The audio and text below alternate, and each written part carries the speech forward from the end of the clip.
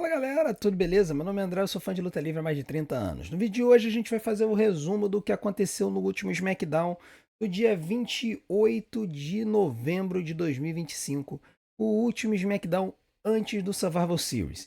E além disso, a gente vai fazer uma pequena prévia sobre o que a gente acha que vai acontecer no Survival Series, quem a gente gostaria que vencesse e quem a gente acha que vai vencer. Então, se você quiser saber tudo o que aconteceu no SmackDown e quiser saber a minha prévia do que vai acontecer no Survivor Series, assista esse vídeo do começo ao fim, que eu tenho certeza que as minhas opiniões sempre vão surpreender vocês. Mas antes, não deixe de fazer tudo aquilo que a gente pede para ajudar o nosso canal, em especial, deixe o seu like, porque a cada like que você deixa aqui no nosso vídeo, o YouTube ajuda a divulgar mais a gente, beleza? Então vem com a gente e vambora para mais um SmackDown do dia 28 de novembro de 2025. Foi um show, foi um show que parecia uma noite 1 de um especial, tá? Essa que é a verdade. A WWE ela tem feito isso, ela pega o show que antecede a um especial e ela faz como se fosse uma noite 1 do especial. Essa noite aqui, esse SmackDown ainda teve um agravante, que foi um show gravado. Então isso acabou fazendo com que algumas partes das lutas fossem perdidas por conta dos intervalos comerciais.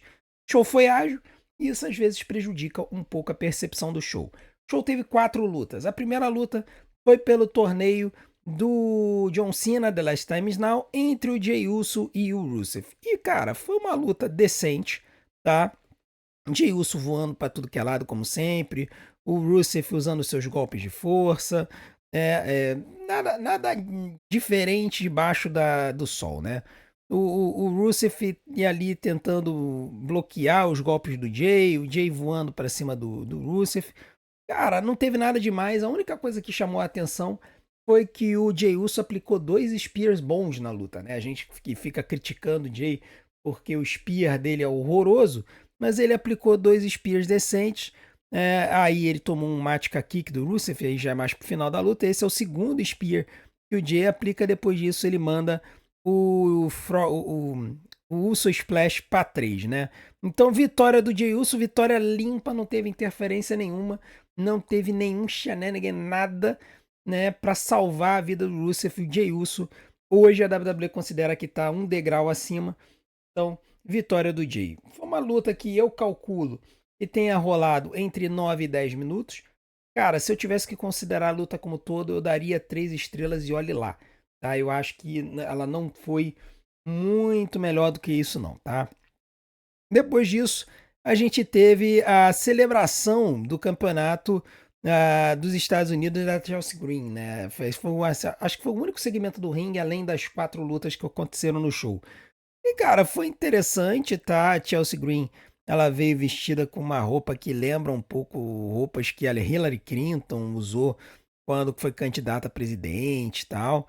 Mas, cara, não teve nada demais nesse segmento. A Chelsea, ela chegou, falou que é a maior campeã da história da WWE e tudo mais, que é a maior campeã da história dos Estados Unidos, etc. Aí veio a Jade Cargill, veio pro ringue e simplesmente massacrou a Alba Fire e a Chelsea Green, tá? Ela deu esse Big Boot aí na Alba Fire. Depois a Chelsea Green tentou fugir, não conseguiu. A Jade pegou ela pelos cabelos e mandou um Jade fulminando a Chelsea. Cara, é assim, claramente eles estão usando a Chelsea Green e a Alba Fire como escada para Jade Cargill. Aí depois nos bastidores a Jade ainda encontrou a Bifab e a Mitin.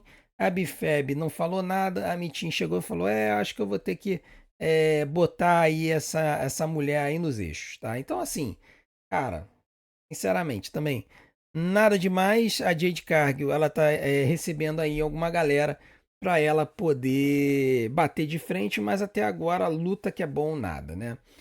Depois disso, a gente teve a segunda luta da noite do torneio The Last Time Is Now, e o que vocês estão vendo é o lutador misterioso que ia enfrentar o LA Knight. E aí vocês devem estar se perguntando, mas o que o raios o Demis está fazendo no ringue para enfrentar o LA Knight? Pois é, a história foi que durante o show, o Nick Aldis foi sortear o nome do lutador para enfrentar o LA Knight. O LA Knight já estava irritadíssimo porque ele achava que ele deveria ter avançado como bye, né? E aí o Demis estava lá chorando, pedindo para enfrentar o LA Knight, para ele ter outra chance, que Demis e John Cena deveria ser a última luta e etc, tal.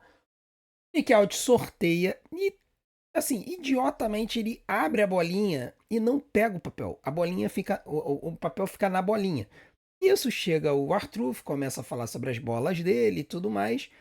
Enquanto o Nick Aldis está discutindo com o R-Truth, o Demis pega o nome que estava na bolinha e troca por um papel que ele coloca na bolinha. O R-Truth vai embora. Quando o Nick Aldis finalmente pega o papel para poder falar com o Demis e ele abre, ele fala, cara, eu não acredito. E aí ele vira para a câmera e tá escrito Demis. Né? Então o Demis ele roubou esse spot para poder lutar contra o LA Knight. E cara, a luta foi boa? Não, não foi. Foi uma luta mais ou menos, tá? Não tem muito o que esperar. O LA Knight ele tem um moveset razoavelmente limitado, ele tem algum atleticismo ali, mas ele precisa de um lutador muito bom para poder casar a luta. O Demis não é esse lutador. O Demis é um lutador mediano para baixo, né? Ele tem um moveset muito. A gente brinca que a gente fala que são movesets muito safes, né?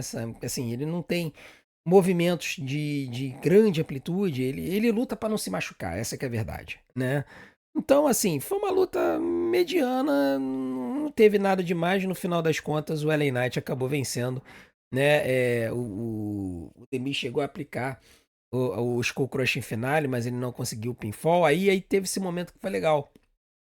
E o Demis aplicou o STF no LA Knight, né? Aí mais pra frente ele também arranha o olho do LA Knight, né? Mas no final das contas o LA Knight conseguiu aplicar o BFT e venceu a luta, tá? Uma luta que foi de 8 minutos, acho que ela não teve intervalo comercial. Vou dar 2,5 estrelas para essa luta, sinceramente. Não me apeteceu, não teve nada assim, meu Deus do céu, nessa luta. Apenas alívio porque o Demis não avançou para as semifinais. Aí depois disso a gente teve a luta de vantagem do War Games feminino. Uma luta entre a Charlotte e a Asuka.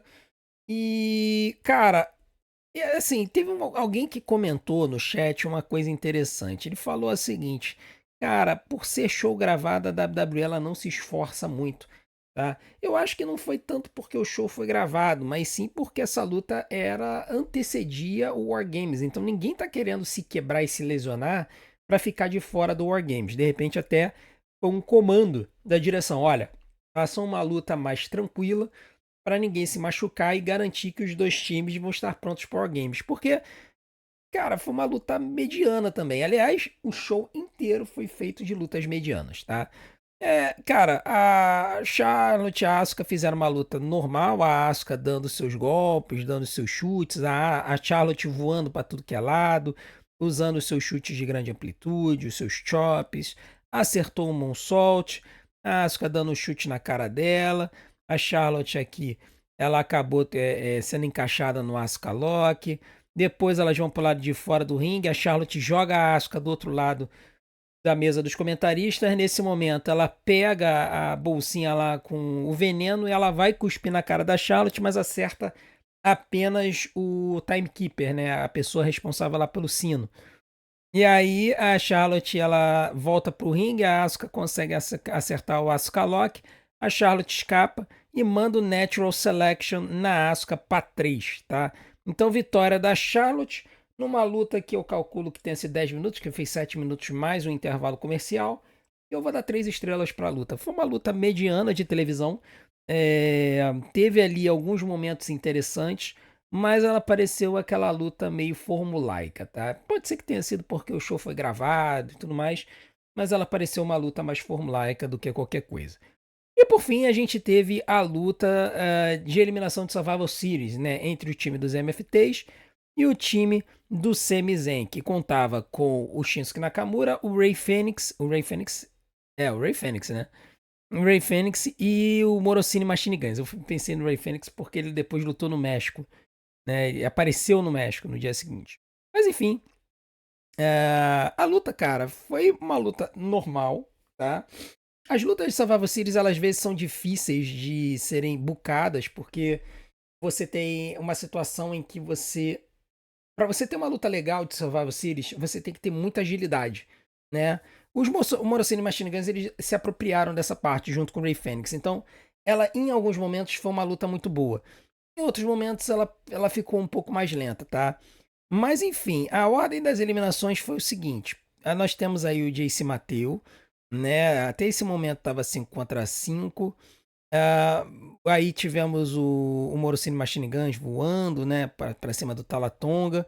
Eu não sei se eles vão mostrar todas as eliminações, mas enfim, tem aí o Sami Zayn e o Rey Fênix voando também. Um super chute no Tamatonga, o chute giratório do Shinsuke. Bom, a esse ponto aqui, o Jace Mateu já tinha sido eliminado, tá? O Jace Mateu ele foi o primeiro eliminado da luta, foi eliminado dos MFTs, os MFTs ficaram 5 contra 4. Depois disso, o Solo Sikoa pegou o Shinsuke Nakamura, acertou o Samoan Spike do lado de fora, e aí ele acabou sendo eliminado, ficou 4 a 4, tá? Nesse ponto, temos o Talatonga já atacando o Rey Fênix, o Tongaloa estava lá do lado de fora. O Tongaloa ele foi o segundo eliminado. Isso acabou fazendo com que a luta ficasse 4 a 3. Mas aí o Morocine Machine Guns acabaram sendo estraçalhados pelo Talatonga. Tá? O Talatonga ele foi responsável por eliminar os Morocine Machine Guns. E a essa altura ficou apenas 3 contra 2. O Rey Fênix acabou entrando na luta. Ele tentou atacar o Talatonga e o Solo Sikoa, mas ele acabou também sendo eliminado depois de um chokeslam medonho do Talatonga para cima dele, tá? E aí ficou 3 contra 1, né? Ficou o Tamatonga, o Tamatonga, o Solo Sikoa e o Talatonga. E aí a eliminação, vamos ver se aparece aqui. Já não aparece o Tamatonga nas fotos. Por quê? Porque o Tamatonga estava dando splashes no Sami Zayn. Ele correu de um lado do ringue até o outro, acertou um splash, foi de novo, acertou outro splash. Quando ele estava voltando, o Sami Zayn correu atrás dele. Quando o Tamatonga se virou, engoliu um Helluva Kick. E aí com isso ele acabou sendo eliminado. Ficou 2 contra 1. Talatonga e o Sami Zayn contra o Solo... Não, Talatonga e o Solo Sikoa versus o Sami Zayn. E aí, do lado de fora, o Talatonga, ele tenta dar um Big Boot correndo para cima do Sami Zayn. E o Sami Zayn escapa, o Talatonga acerta a barricada e cai por cima da barricada. Aquela barricada que desmonta, né? O Sami Zayn volta pro ringue e aí o juizão dá count-out no Talatonga. O Talatonga ele foi eliminado por count-out. E aí a luta seguiu entre o Sami Zayn e o Solo Sikoa. O Solo Sikoa acabou tomando esse Explorer Suplex do Sami Zayn. Quando o Sami Zayn estava se preparando para dar o Helluva Kick, o Solo Sikoa bloqueou com um Super Kick. O Sami Zayn ainda tentou fazer alguma coisa, o Solo Sikoa foi lá e mandou um Samoan Spike do nada no Sami Zayn para 3. Então, vitória do Solo Sikoa e deu uma murchada geral na plateia. A plateia estava imaginando que o time Face ia vencer, mas no final das contas os MFTs venceram. E deu a lógica, tá? Assim, a lógica na storyline era de que os MFTs venceriam a luta, porque não faria sentido o Sami Zayn com um grupo de desajustados e jogados para poder enfrentar os MFTs acabassem vencendo. Não. O Solo Sikoa e os MFTs são um grupo que está sendo empurrado como uma mega força no SmackDown. Então, vitória e Soul Survivor Solo Sikoa.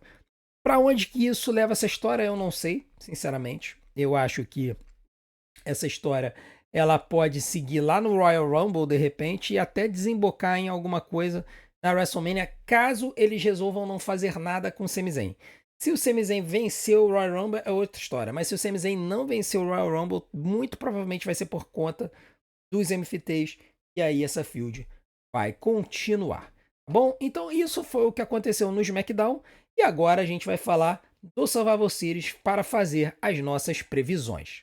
Antes das previsões, a nota que a gente dá para a luta de Survivor Series dos MFTs contra o time do Sami Zayn é 3,5. Foi uma luta de 20 minutos, ela passou sem intervalos comerciais, isso a gente achou legal. Né? Eles anunciaram durante o show, bem no finalzinho do show, que essa luta seria exibida sem intervalos comerciais e acabou sendo legal. Né? Lembrando que esse show passou na TV aberta nos Estados Unidos, então foi legal de ver essa situação. E também a gente esqueceu de um outro detalhe, que depois que acabou a luta, as luzes da arena se apagaram e aí apareceram os Wyatt Six para estraçalharem com o Solo Sikoa, né? O Bo Dallas, né, como o Aon Kohauri, apareceu por trás do Solo Sikoa e aplicou o Sister Abigail, né, estraçalhando com o Solo e comemorando no ringue. Então, essa história agora dos MFTs contra os White Six devem continuar, e aí a gente deve ver quando é que isso vai descambar. É possível que isso descambe numa luta no dia 13 de dezembro ou mais para frente. Tá? Eu acho que essa feud ela vai seguir aí, mas não vai seguir por muito tempo não. O título de duplas deve entrar em jogo. Às vezes a gente se esquece que o título de duplas do SmackDown está com o White Six, mas é aquele negócio, né? Acabaram com a divisão de duplas do SmackDown, esconderam o título e aí a gente fica nessa situação. Então é isso, a minha nota para o show é 6,5. Sinceramente, eu achei que foi um show morno, porque a WWE não queria gastar cartucho antes do Survivor Series e nem fazer com que nenhum lutador envolvido acabasse se machucando. Sinceramente, a escolha do The Miz para lutador misterioso foi a pior escolha possível e imaginável, mas eu sei que tem muitos fãs do The Miz aí no mundo, então eu respeito aí a galera que ficou feliz porque ele participou, mas ficou triste porque ele acabou perdendo. Beleza? Bom, não deixe de continuar aqui no nosso canal. Ainda hoje, a gente vai soltar a prévia completa do Survival Series, a nossa prévia oficial aqui no canal, onde a gente diz quem que a gente gostaria que vencesse e quem a gente acha que vai vencer. Então fiquem ligados, daqui a pouco esse vídeo vai ao ar. E hoje à noite a gente terá a nossa live que vai começar às 15 para as 6 da noite com o jogo da Libertadores entre Palmeiras e Flamengo, e depois do jogo a gente irá emendar para ver o Survival Series, beleza? Então não deixem de vir com a gente, eu espero vocês aqui. Enquanto isso, não deixem de assistir a maratonar os nossos conteúdos, porque tempo de visualização é o que faz o YouTube divulgar a gente. Vou deixar uma opção aqui na tela para vocês, eu conto com a sua audiência, a gente se vê do outro lado, um grande abraço, até a próxima.